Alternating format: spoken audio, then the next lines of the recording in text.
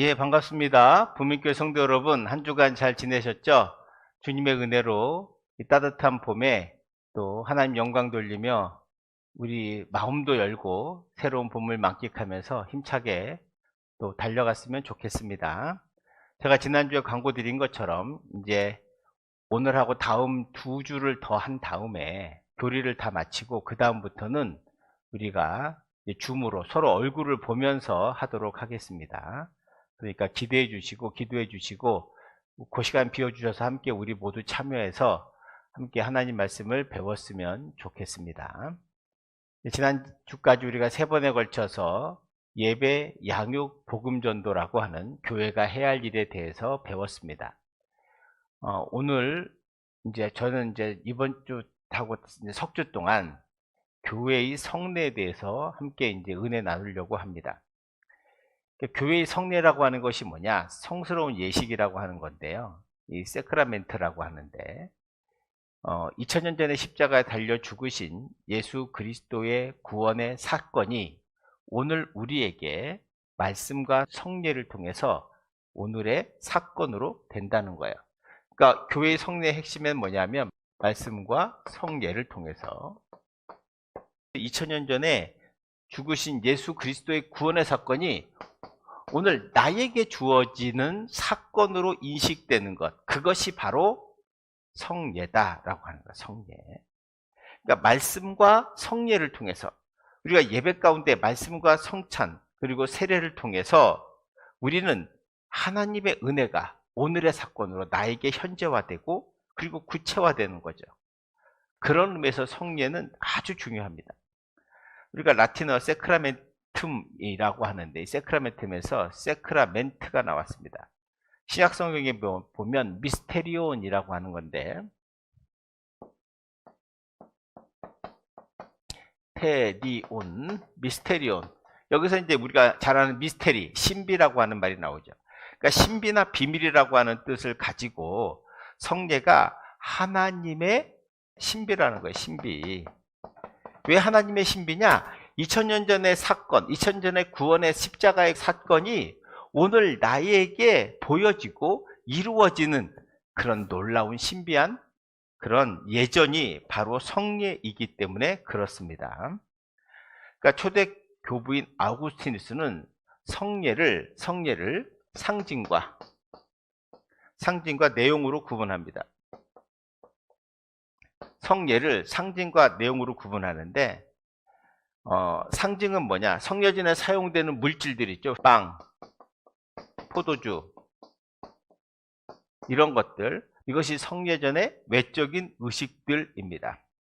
내용은 이 성례전 안에서 이 빵과 포도주가 우리가 떡을 뗄 때 그 안에서 하나님의 은혜가 활동하고 또 활동하는 하나님의 은혜를 통해서 우리가 이게 예수님의 몸이구나 또는 예수님의 나를 위해 흘리신 피로구나 라고 하는 것을 알게 되고 깨닫게 되고 경험하게 된다는 것입니다.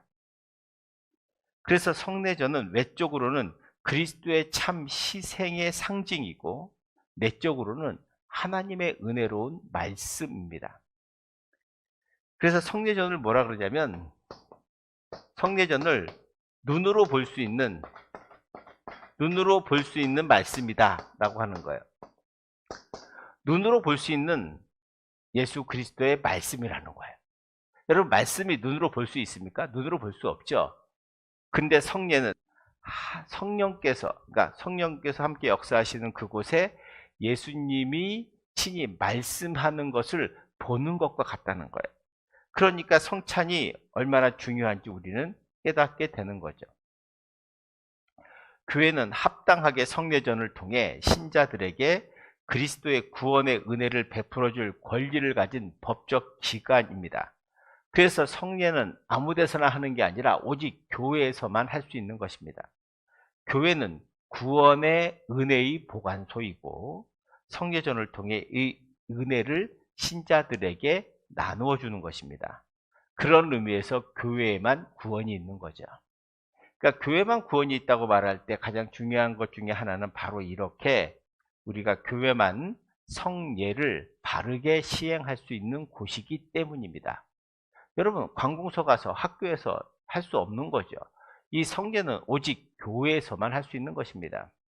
그걸 꼭 기억하시기 바라고, 원래 이 성례는 카톨릭에서는 원래 이제 초대교회 이후에 이제 4세기에 기독교가 로마의 국교가 되고, 그러면서 중세 1000년 동안 이제 카톨릭이 서유럽을 지배하면서 생겼던 7가지 성사, 성례를 보통 카톨릭에서는 성사라고 부릅니다. 성사.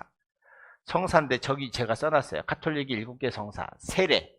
세례는 뭐 우리가 잘 아는 대로 물로 세례 주는 것이고, 견신례. 저 견신례라고 하는 것은 세례받은 자에게 성경과 또 그 말씀대로 살아갈 수 있도록 이끌어주는 성사입니다. 그러니까 신앙을 성숙하게 하는 그런 이끌어주는 성사를 견신례라고 하고요.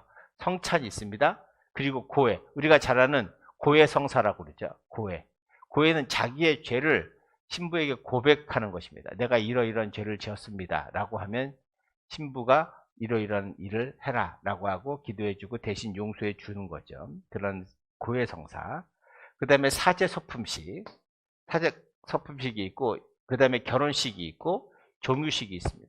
이 종유식은 뭐냐면 병자들에게 카톨릭에서는 기름을 발라가지고 병이 빨리 치유되기를 기도해주는 그런 성사입니다. 그러니까 이거는 종유식은 이제 병든 자에게 기름 발라주는 거죠. 자, 이 7가지입니다. 7가지는 근데 종교개혁가에서 마틴 루터는 뭐만 인정했냐? 세례와 성찬만 인정했습니다. 그러니까 진정한 성례는 세례와 성찬밖에 없다는 거예요. 그리고 사실은 이제 기독교는, 개신교는 성례보다 어디에 더 중점을 둬요? 말씀에 중점을 뒀죠. 카톨릭은 기본적으로 성사에 관심을 뒀습니다. 그래서 우리가 카톨릭은 미사라 그러잖아요. 근데 우리 개신교는 기본적으로 말씀과 성례이지만 말씀에 더 많은 비중을 두고 있는 것이 개신교다라고 하는 거예요. 말씀은 성례전과 마찬가지로 구원의 방편인 동시에 이를 넘어서 성례전의 내용과 핵심이요, 성례전을 성립시키는 구성적 요소라고 말해지고 있어요.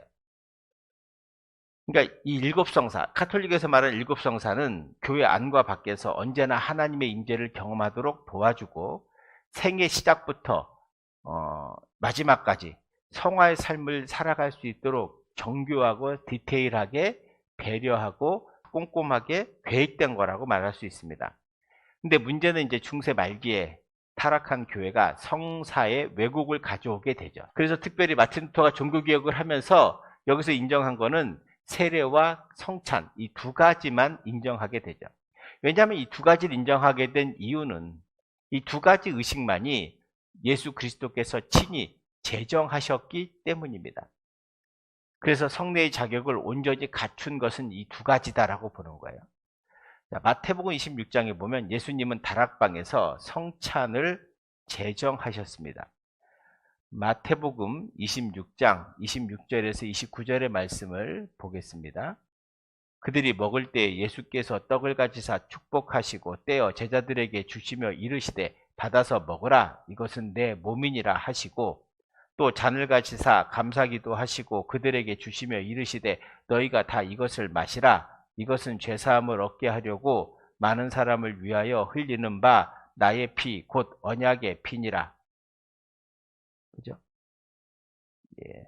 이렇게 해서 지금 성찬을 주님께서 친히 제정했다는 것을 우리는 알 수 있습니다.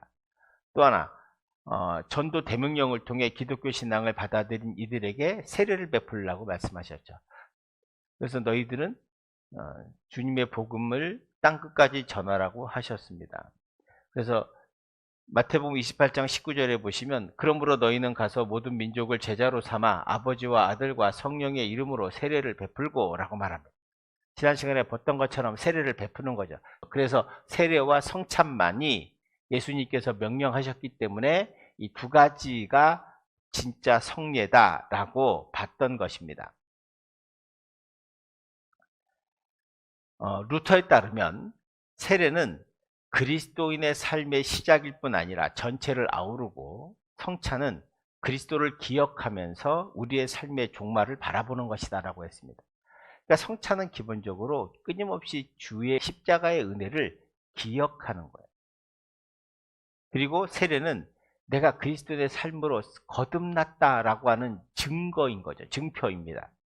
그래서 이 두 가지만 선택하게 된 계기는 루터가 카톨릭과 비교해서 개신교 성례는 성경적 근거가 분명하기 때문에 오용의 가능성이 적다고 보는 거죠. 나머지 이런 거는 사실은 다 성예라고 할 수 없다라고 봤던 것입니다.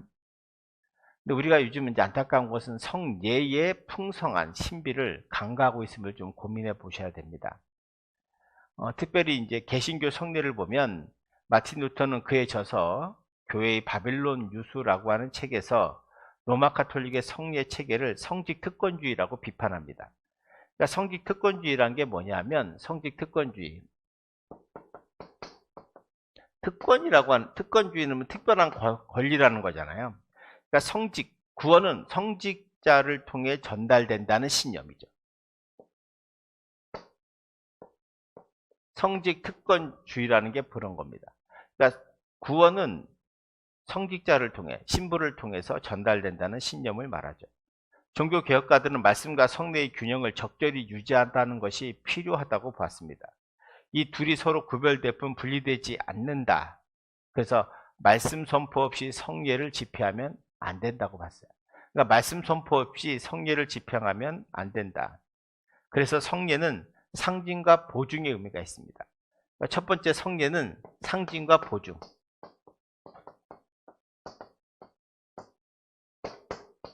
상징과 보증이라는 게 뭐냐면 구약에 보면 하나님은 할례를 하라 그러고 유월절 등을 지키라고 말하죠. 이것은 상징적인 의미를 지닌 관습과 의식입니다. 절기죠. 이러한 의식들은 눈에 보이지 않는 초월적인 거룩한 현실을 가시적으로 나타내는 거예요. 쉽게 설명하면 이런 거죠. 우리가 그러니까 할례를 하고 유월절을 지키면 이스라엘 백성들은 하나님이 우리를 애굽에서 건져 주셨지 그렇게 기억하는 거예요. 그리고 나서 우리가 하나님의 은혜의 백성이지, 그럼 우리가 하나님을 잘 믿고 참으로 온전하게 예배하자, 이런 마음을 갖게 된다는 것이죠. 성례가 바로 그렇다는 거예요. 성례는 성례를 통해서 하나님의 가시적인 상징으로 말씀을 구체화하고, 그리고 성례를 통해서 예수 그리스도의 십자가의 은혜를 기억하고, 세례를 통해서 내가 주님의 자녀가 된 것을 확인하고 이제 보증하는 이제 그런 것을 우리가 알기 때문에 성례를 정기적으로 행하는 것입니다. 또한 성례는 인장의 의미를 지닙니다. 인장이라고 하는 것은 말의 진실성을 보증하는 역할을 하는 거예요. 예를 들어 왕이 칙령을 반포했어요. 거기다 왕이 반지에 인장을 찍으면 인장 반지를 찍어서 보증하죠. 이 명령은 내가 한 명령이야 라고 할 때 그 인증이 바로 인장입니다. 유사하게 성례는 구원의 약속을 보증하는 하나님의 인장과 같은 거예요. 여러분, 인장 도장이라고 하는 말인데, 하나님께서 우리에게 성례를 베푸시는 것은 그 성례를 통해서 너는 구원받은 하나님의 자녀야 라고 하는 약속의 도장을 찍어주는 거란 말이죠. 그런 의미에서 성례가 정말로 중요하다.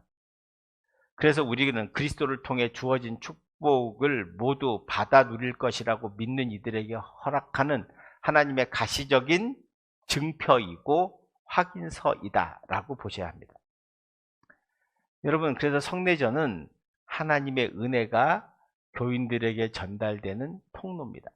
그러니까 성례가 크게 두 가지라 했잖아요. 말씀과 성례, 이 성례를, 말씀과 성례를 통해서, 그리고 성례는 세례와 성찬 이렇게 있죠.